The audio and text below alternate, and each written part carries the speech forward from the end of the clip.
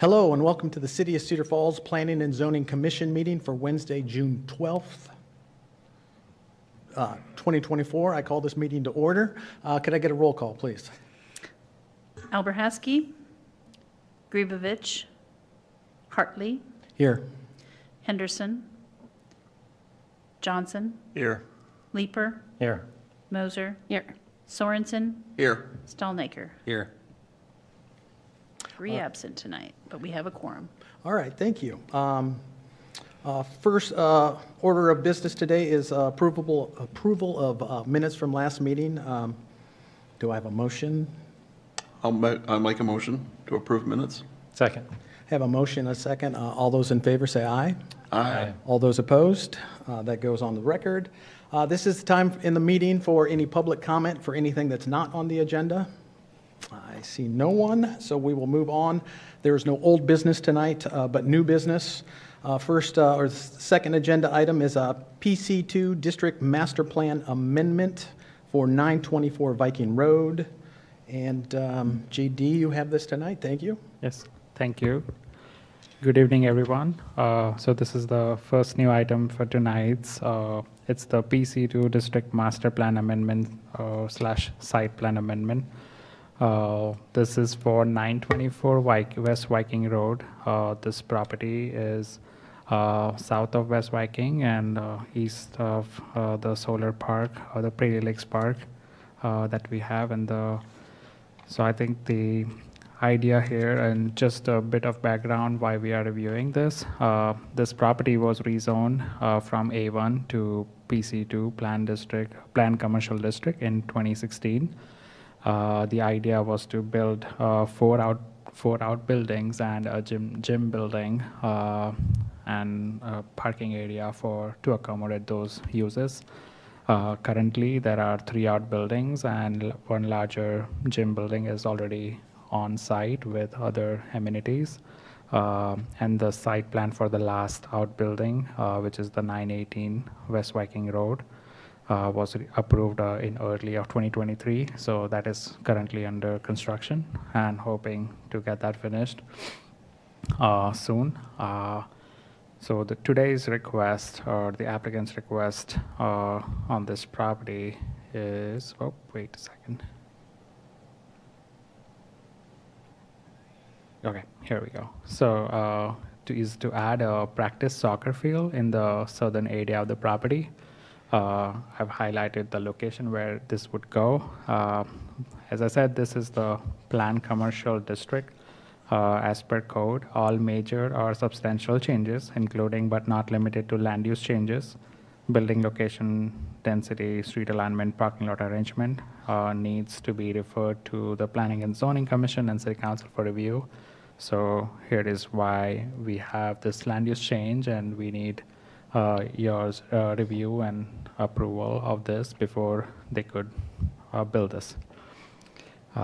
Just wanted to highlight some of the analysis on this. This proposed use would be considered as a outdoor recreational use, which is a permitted use in this district. There are no building setbacks here, but there is a required 20 feet or 20-foot buffer, open buffer space around the perimeter of this PC2 district.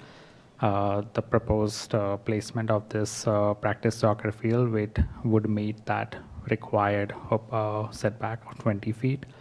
The parking, the required parking for this site when this was originally planned was 340 stalls. The currently on-site parking is 443 stalls. There's no required parking for the proposed soccer field use in our code. But if there was a need, they have plenty of parking to accommodate the practice soccer field use. Access of this proposed parking lot would be between the 924 West Viking Road building, which is on the map to the north. And there's a parking lot just south of the building from where this would be accessed.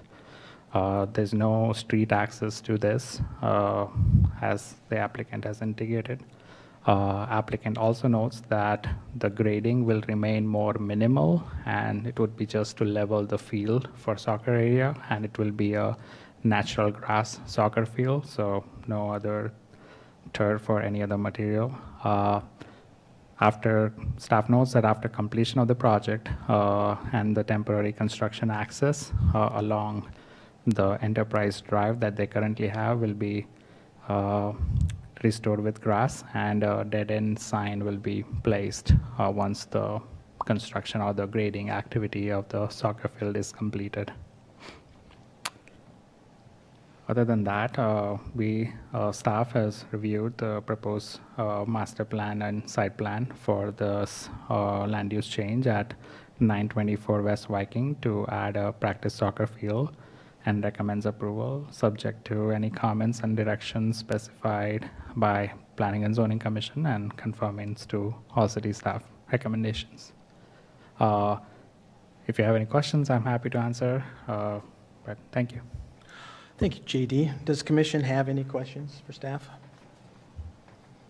Just one, I guess, and I don't know how to get back to slide on the TV, but on slide 4 on the packet has the picture of the soccer fields, and then it looks like I'm assuming is proposed to be an additional parking lot just to the north of it, there in that green area on this picture, but I don't think that's been established. Is that parking lot already part of previous zoning, and so we're just amending just the little part in yellow, correct? So that parking lot that you see on the screen here, yes, that already exists. Does exist. It is part of the master plan, and that is considered when we consider those parking numbers. Yes, this is a part of the entire master plan. So all required parking is already built. I know the geographical image does not show that, but it's all built on site. So that's already there. Yeah. Okay, thank you. Okay, thank you. I noticed that in the packet it said that there were no lighting requirements for the space. Did the applicant have any intentions of, future night lighting for after evening games? Yeah, we think about it, but it was indicated from the applicant that he does not intend to put any lighting, but it would be more of a daytime practice field. So, but there are no plans to add any lighting. I don't get the impression that they want to do any competitions there. It's just for practice. Any more questions? Is the applicant here tonight like to speak to this? I see none. Anyone from the public like to speak to this? I'll bring it back to commission for any further discussion. It makes sense to me if it's in there. There's really not a lot there. It's in between the industrial park and a solar farm, so it would make sense to me to move forward. Yeah, same. Seems to be a sensible use of the space. No fencing requirements or anything? No. Okay. Looking for a motion. I would motion to approve. Second. We have a motion, a second. Roll call vote, please. Stallnaker, Aye. Sorensen, Aye. Moser, Aye. Leeper, Aye. Johnson, Aye. Hartley. Aye.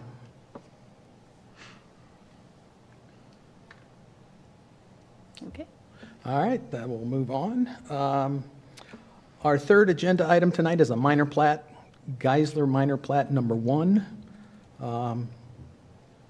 Hey, Chris has this tonight, thank you. Yes.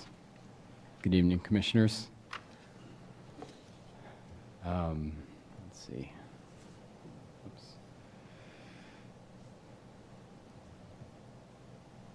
Okay.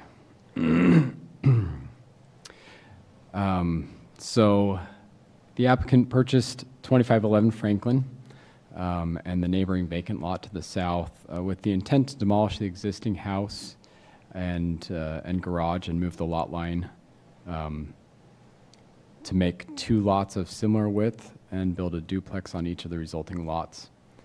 The applicant requests a minor plat to create 2 lots that are each more than 97 feet wide, which will meet the dimensional standards for duplexes in the R2 residence district where these properties are located.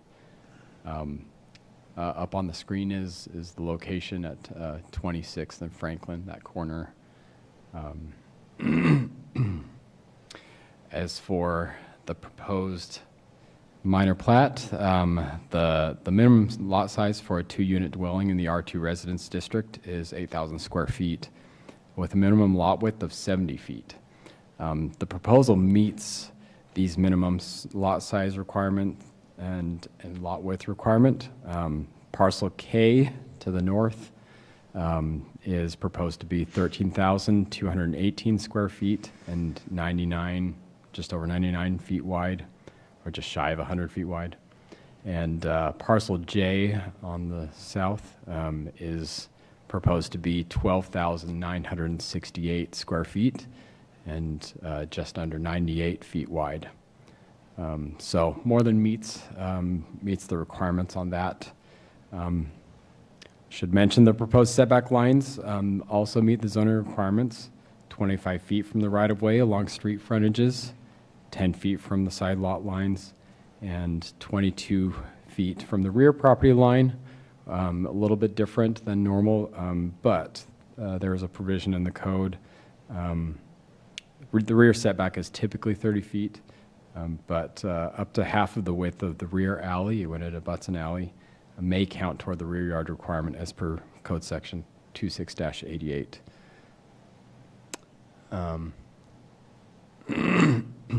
Well, the graphic to the right was also included in the paperwork for the plat. It shows the proposed building footprints, public sidewalks in the right-of-way as required, and paved pedestrian connections to the housing units. As per engineering requirements, a pedestrian curb ramp connecting eastward to the street will be provided, which provides an accessible connection or crossing to the trailhead on the other side of the street. This connection and the work done will avoid the need to remove street trees currently in the city right-of-way, and the applicant has indicated he'll do what he can to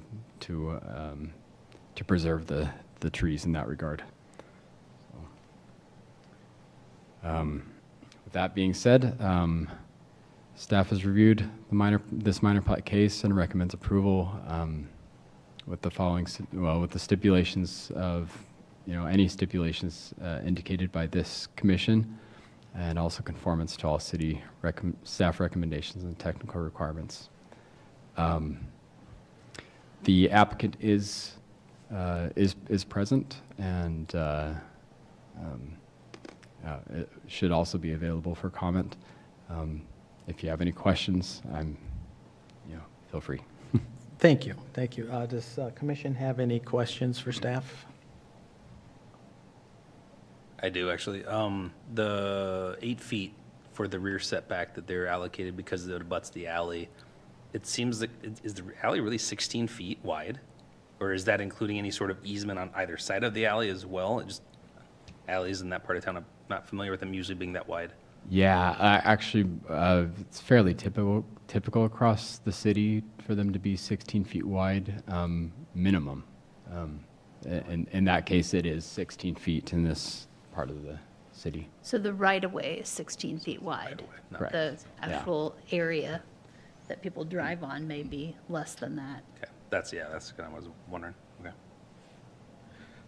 Any more questions? Is the petitioner here tonight? I'd like to speak to this item. Okay. A public comment on this item? Name and address for the record, please. You bet. Hillary Oberly, 2508 Franklin Street. So I'm just kitty corner from the property, subject property. I just want to speak for the record to the trees on this block in particular. This is known for the walnut trees that line Franklin Street. So really appreciated the comment in this item about the connection. First of all, extending the sidewalk, that's really a positive in both directions. We do have that trail connection there. We see a lot of people actually walking the street. So this will be a positive, I think, for our neighborhood.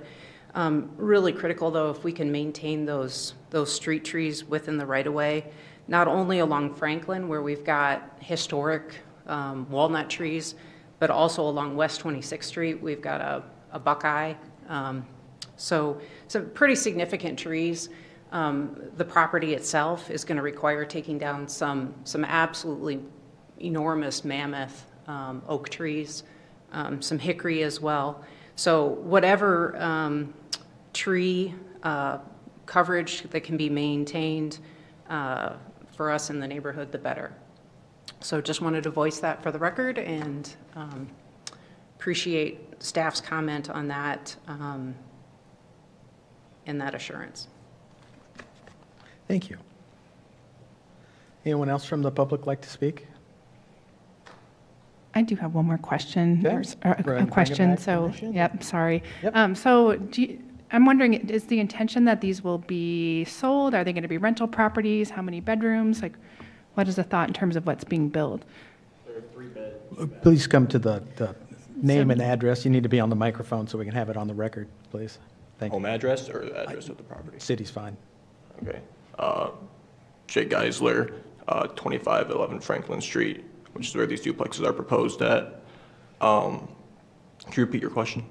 So I was just curious about the type of dwelling. Is it going to be are you thinking like you're trying to attract college students? Are you going to try to sell? Are they going to be duplexes for sale or, They are duplexes to try to rent to college students. Okay. And they are 3-bed, 2-bath each side with a full 2-stall garage on them. Okay. Thank you. So there'll be more information in the next case about the site plan Got and the it. actual building Okay. designs.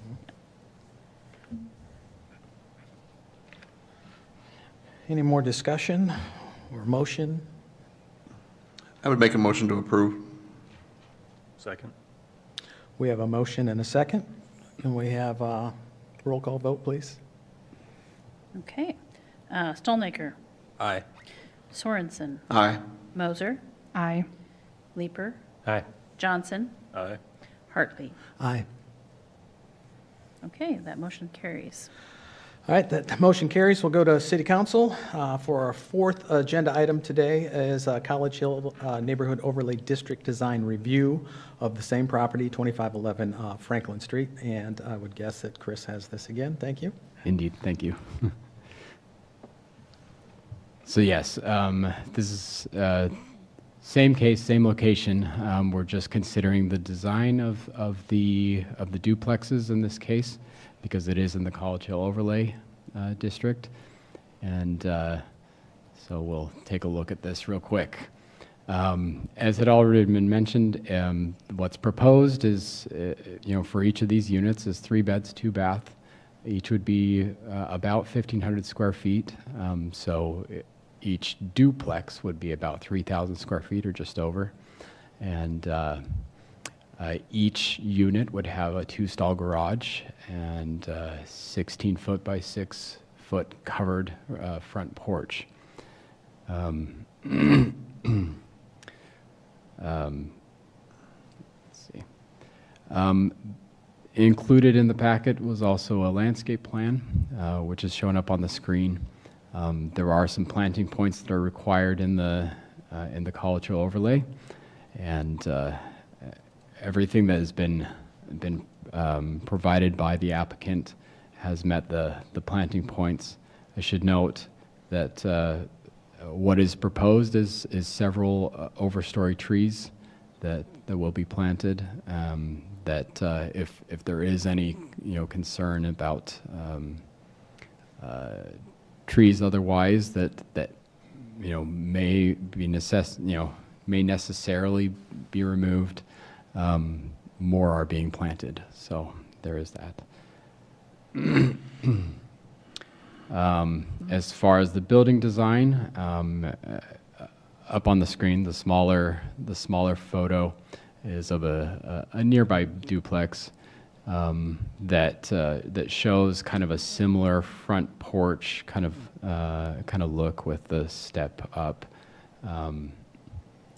There really isn't anything that makes this out of the ordinary with the character of the neighborhood. in terms of just the features of the house. It looks generally quite nice.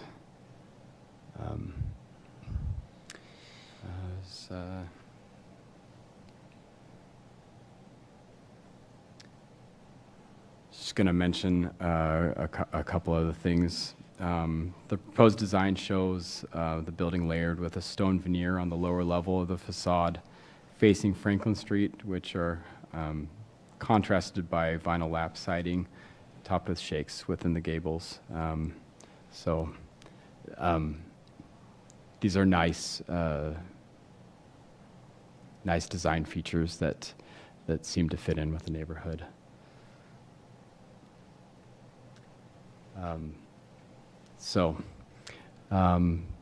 City staff has reviewed the proposed site plan and design review application for building these two new duplexes at 2511 Franklin Street and on the adjacent vacant lot, and certainly subject to the approval of the plat. Also recommend approval subject to the conditions that any conditions that are outlined by this commission, and also conformance to any city staff recommendations and technical requirements. With that, I turn it over to you. Thank you very much. Any questions for staff? On the diagram that showed the plantings that are going to happen, the existing trees are not on there? Correct. And they're not being counted, so that they have to bring that amount of trees to the table no matter what they leave on the property? That's a good question. Street trees are typically not considered as part of the planting points per se. They are a separate requirement, or considered separately, I should say. Okay. So perhaps the applicant could speak to the trees that he's going to preserve with the plan, because it seems to be a question. Jake Geisler from Cedar Falls. So along Franklin Street, the city trees, I believe there's 5 of them. The sidewalk that runs east to west is supposed to run between the two nearest to the south. There's one planted towards the corner and the one about 10 foot in, or more than 10 foot, about like 18 foot in, and it will run between them. And then the third tree, I believe, is dead. It has no foliage at all. And I contacted the city arborist about that. He said he'd look into it. Nothing's happened with it yet, but it just has a hazard of falling over. The bottom of it looks rotted too. And then there's also the 2 trees that on the other side of that one, nearing the driveway of the old house. And so those 5 trees are all remain. Okay. Those will be left there, then you're saying? Yes, those are all remain. Except for the dead one? Possibly. I don't know what his decision is on that. That's not my department, so. Okay. Okay, thank you. Any more questions for staff? I do have one. So what type of consideration is given from city staff in terms of like additional rental properties when I think about the number that are open right now and available, and with enrollment the way it is at UNI? Is there discussion about that at all in terms of the demand and the market for that?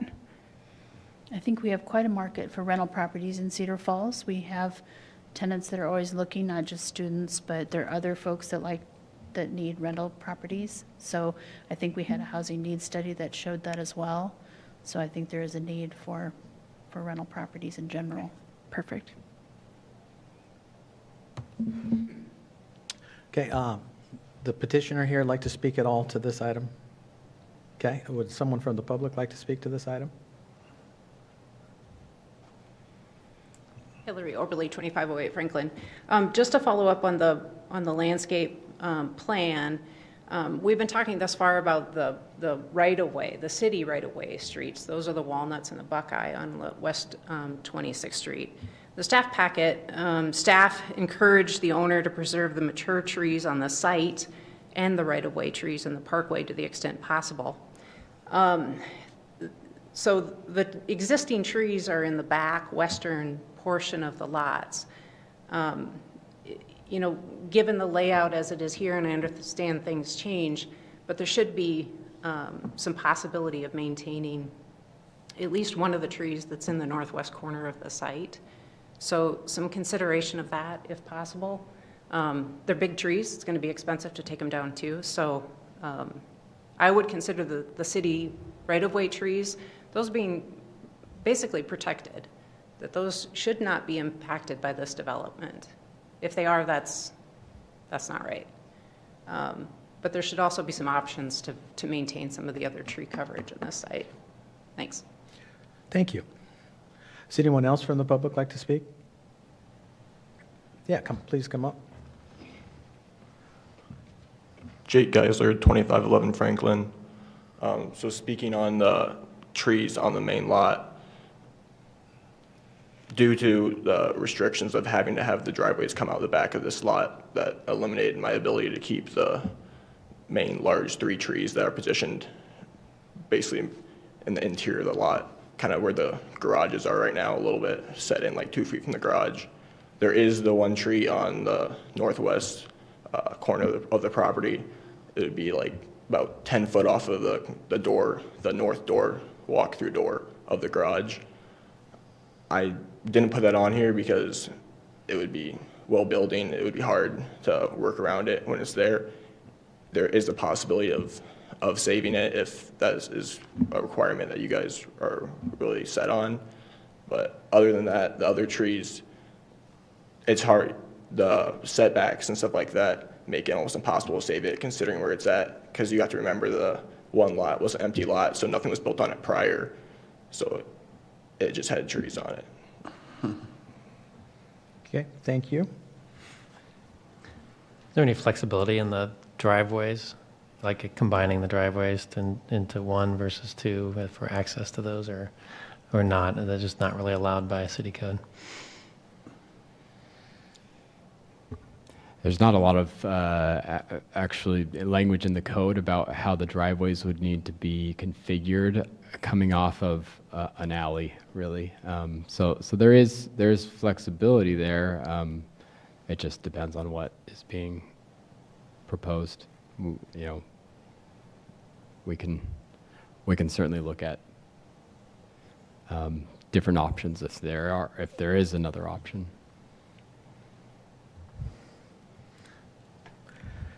Is it back to us? What? Is it back to us now? Yes, yeah. One question I'm curious about is the right-of-way trees. I think originally you mentioned there'll be attempts to save the right-of-way trees, applicant saying he's going to attempt to save them as well. And it's an interesting question, since those are city-owned trees, how does that play into this? What leeway or authority does a developer have to remove right-of-way trees or not? Does that have to come back to the city to get permission if something happens and for some reason they say we have to take it out? Or are we pretty confident after this conversation that right-of-way trees do stay? They need to speak with Public Works. Public Works would be the group that would need to sound off on that. It's the public right-of-way is their jurisdiction. So there's no driveways here or anything, so I don't think there would be any reason, and I'm guessing that the staging of the construction will be from the alley, so there's no reason that anything would need to be disturbed along the street, because all we're doing is you're adding a sidewalk, and that's it. There's plenty of room for the sidewalk. So you would have to ask for permission to take down any of the right-of-way trees, and it sounds like one of them's dead, and that would be the city taking that one down if that's a hazardous tree.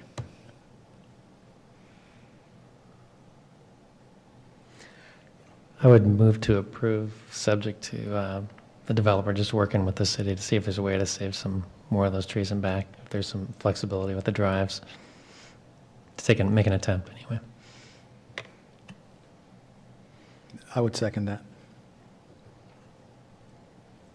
We have a motion and a second, so roll call vote. Stallnaker, Aye. Sorensen, Aye. Moser, Aye. Leeper, Aye. Johnson, Aye. Hartley. Aye. Okay. That motion carries. That motion carries, and we'll go on to City Council. That ends agenda items. Is there any commission updates for tonight? I don't have anything. Well, JD, do you want to mention the tour that's on Friday? Yes, like to take this opportunity to share that the Historic Preservation Commission, with its partners, North Cedar Neighborhood Association, Historical Society, Visitor and Tourism, and the Hearst Center, they are all collaborating to put up an event. It's going to be about sharing the history of North Cedar neighborhood. And there will be a presentation on the history and how the areas have developed at the beach house on Friday, 5:30 p.m. And this would also include by a guided tour of the North Cedar Natural Resource Area. So I would like to extend the invitation to everyone and hope you all can join us for this event. All right, thank you. I would entertain a motion for adjournment. So moved. Second. Got a motion and a second. All those in favor say aye. Aye. Aye. All those opposed? Meeting is adjourned. Thank you very much. Have a good evening.